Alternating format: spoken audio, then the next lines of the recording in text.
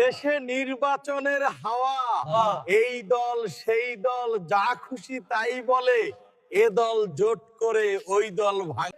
পুরুষ এমপির সাথে এক নারী দিয়েছে, পাশ করবে না। আসসালামু আলাইকুম ভাই, আলোচনাটা কি একটু নিচু স্বরে করা যায় না?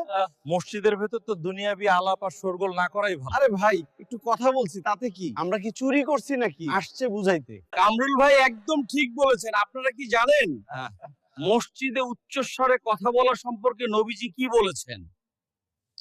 কি বলেছেন হুজুর? রাসূলুল্লাহ বলেছেন, শেষ জামানায় এমন কিছু লোক আসবে যারা মসজিদে বসে শুধু দুনিয়াবি গল্প করবে, তাদের সাথে আল্লাহর কোনো কারবার নেই। ঠিক তাই ইমাম সাহেব, আমরা যখন এখানে কথা বলি তখন অন্য ইবাদতকারীদের মনোযোগ নষ্ট হয়। এটা এক ধরনের হক নষ্ট করাও বটে।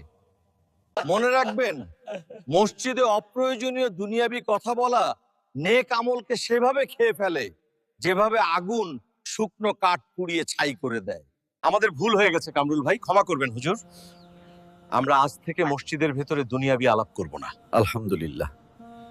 আসলে আমরা দুনিয়ার মধ্যে এতই ব্যস্ত থাকি, স্থান, কাল, পাত্র সব ভুলে যাই।